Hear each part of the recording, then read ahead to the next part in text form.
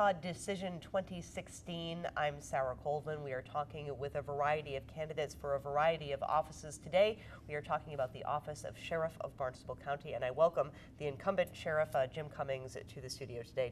Sheriff, thank you so much for coming in and joining me today. Well, thank you, Sarah. Thanks for having me. So you have been the sheriff here in Barnstable County for quite some time. When did you first get elected? January of '99, I was sworn in as sheriff, so just almost 19 years. Absolutely. I'm sorry, almost 18 years. 18 years. Oh, yeah. Wow, it's amazing that 1999 was 18 years ago. I know, it really went by quick. A little mind-blowing.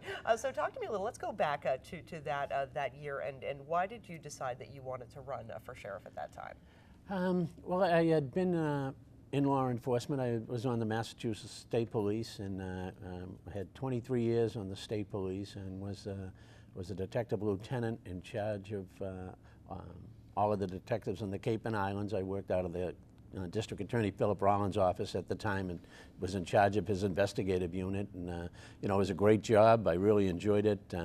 My next step, though, would have been promotion to captain, and that probably would have brought me back to Framingham out of the headquarters, and maybe probably behind a desk. And I just, I didn't have any interest in doing that. I wanted to stay pretty much involved in the community and out in the street. And actually, Mr. Rollins suggested running for sheriff. And you know, when I decided to run, I retired from the state police. In order to do that, the rules and regulations of the state police required you to take a leave of absence or retire in order to run for political office. So I had the time in. I had 2 years in military service that I was able to use towards my retirement. So I retired from the state police, campaigned for about a year and a half, and you know, initially I thought I was going to be going against the incumbent, Jack DeMello, who was the sheriff at the time, and he decided not to run. And then I ended up running against a well-known and well-liked state rep, Tom Cahier, who's also was a good friend of mine as well. And you know, it didn't get any easier having to run against Tommy, but it worked out well, and I was elected. And the next 2 terms I was unopposed, and great job. I really love it, and I still love it. And a few things I'd like to finish. Absolutely. And of course, Tom now doing great things for the RTA, so I think that all worked out well, right? Absolutely, and we've actually done a couple of things together, you know. So, and it was a campaign where we knew each other, we were both friends, and we talked about the issues and stuck to the issues. So we remained good friends after the campaign. Absolutely. So let's talk a little bit about the role of sheriff. I think perhaps there are some people out there who may not be aware of what the scope of the position is. What's the responsibility? So what does the sheriff do in Barnstable County? Sure. I mean, you know, unlike the southern sheriffs that we hear a lot about, the sheriff's role in Massachusetts is a little bit different because we don't have any incorporated areas. All of the land mass in Massachusetts all is part of a town. We have 351 towns, and all of the land is either state property or belongs to the towns. The counties really don't have any property, and that's where sheriffs got their jurisdiction in the you know, western and southern parts of the country. Basically, in most counties of the sheriff in Massachusetts, and there's 14 counties, the sheriff runs the correctional facility, and we do that here in Barnstable. And I was fortunate enough during my term, you know, when I first got elected, we were in the old jail in Barnstable Village. Oh, yeah. That was built in 1933 for 75 inmates, and at the time had over 300 inmates in it. And it was under a court order. There was a special master appointed by a federal judge to oversee the operation of the jail because of the overcrowding. So I was fortunate enough to use that to our advantage and get the necessary funding to build a new correctional facility, and found a great location out in the military base to build it, and got it built within 2 years, and the place has worked fantastic. It's worked exactly how we hoped it would, and we put a lot of time and effort into the design, and I'm happy to say that it was money well spent and has paid off for us. And again, unlike a lot of other counties where they just do the correctional side of it, through legislation from years ago in the end of the 1930s, 1938, the Barnstable County Sheriff's Office has a couple of other functions that are legislated, and that is the Bureau of Criminal Investigation. And what those folks do is they go out and they investigate crime scenes for the local police. So if somebody's house gets broken into or a store is robbed, our guys from the BCI and gals now will respond and gather evidence at the scene. And of course, with technology, that's certainly expanded to now where we also are involved in collecting DNA and computer forensics because of the computer crime. There's not really a crime that doesn't happen anymore where there isn't some type of computer involved, and I include your iPhone and telephones inside as well as the regular PCs we used to. So we have one individual that's specifically trained in that aspect of it. And you know, the technology is also developed so that now we have much better success in identifying latent fingerprints that they gather at a crime scene. You know, in the old days, and I mean, when I first started as sheriff, the officers would look through a jeweler's glass at individual fingerprint cards to try to identify a suspect. Now, all of those 10 print cards, they're called, are into a database. So now we just run a latent fingerprint through a database, and within 15 seconds we have 5 or 6 possibilities of who it might be. And it's really reduced the effort that has to go into finding criminals, and it has also showed us great success in identifying people who are committing crimes in the Cape, and that in turn helps our local police solve more crimes and arrest the perpetrators of those crimes. Absolutely. And while we're on the topic of the jail, obviously the opiate crisis is one of the biggest issues that we're facing here on the Cape, and you really have been a leader in implementing some programs at the correctional facility to help people. You know, there's a large number of inmates who are incarcerated because of substance abuse problems. They have substance abuse problems. So tell me a little bit about, you know, A, how that impacts life inside the walls of the correctional facility, and B, what kind of programs that you're offering to help people kind of move out of that part of their life. Sure. You know, one of the first things I recognized when I became sheriff was that if we keep taking people who commit crimes, we arrest them, we convict them, we put them in jail, and we warehouse them for, in our case, you know, a year or 2 years, and then send them right back from where they came from, we're going to see them again.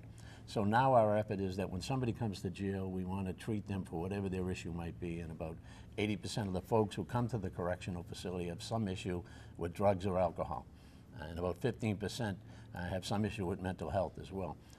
You know, so now we get them the treatment they need if they want it while they're in the correctional facility, and when they leave the jail, we want them to have you know, a program for whatever their issue might be, a job, a place to live, and health insurance, so that they can get the necessary counseling that goes along with that treatment. And we've had great success in finding them all of those things here in Cape Cod.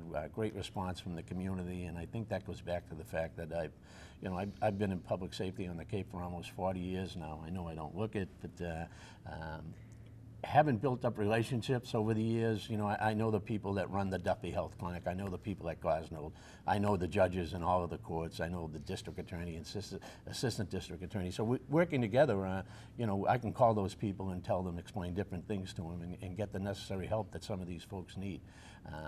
Along the way, when the when the opiate problem was noticed several years ago now, State Rep Randy Hunt was on a legislative committee for substance abuse and mental health, and he asked me about a drug called Vivitrol, if I had ever heard of it, and I hadn't, and Randy said, take a look at it. And we took a look at it. I had my medical staff take a look at it, and both my medical director at the time and assistant medical director had a background in substance abuse treatment, and they thought it was a good medication, so I said, well, let's put together a program and we'll try it. And what Vivitrol is, it's an injection. It lasts for a month, and what it does, it deadens the senses on the brain so that if somebody drinks alcohol or takes an opiate, they don't get the euphoria from it. It's something that is a non-narcotic, so it's not going to be diverted or sold on the street. There's no withdrawal from it, so if somebody stops using it, they're not going to have any side effects. And what I liked is it lasted a month. You know, wow. In the past, we've had trouble getting people released at 10 in the morning and they have an appointment set up at Gosnold or another provider on the Cape at 2 in the afternoon, they wouldn't show up. Right. You know, so this I thought was a great step forward for us, so we tried it, and we've had great success over the years with it. As a matter of fact, just a couple of weeks ago, we had 25 people came to the jail. They wanted to look at our residential substance abuse treatment program, which Vivitrol is a part of. and they were from all over the country, and actually one was from American Samoa and another one was from Guam. And, Wow. and they came here to look at our program, and a couple of days after that, we had 8 folks from Knox County, Tennessee, that heard about our Vivitrol program and came specifically to look at how we use Vivitrol. So, I mean, we've gotten some national recognition from the Department of Justice, and actually the White House drug control policy in 2014 also recognized our programs. And, you know, I have to attribute that to the great job that our staff does up at the correctional facility. Sure. So what else do you see, Jim, as successes over the course of your career as sheriff? Well, we've steadily built on our communication center. You know, we have a regional communication center. We dispatch for 10 fire departments on the Cape, and we're the public safety answering points for 8 of the towns on the Cape, and that's growing. We're actually at build out now. I've already moved that center once. Went from 4 positions to 8 positions, and now those are full, so we have to move them again, and we're in the process of getting, and we have some of it already, necessary funding to expand where we are, and that's what I hope is. So I'd like to see that get finished. And I think too is the community involvement. The Sheriff's Office now is involved in, very much in all of the communities on Cape Cod. We send our community work crews, which consist of an officer and 5 or 6 inmates out into towns, and we paint schools and fire stations, police stations.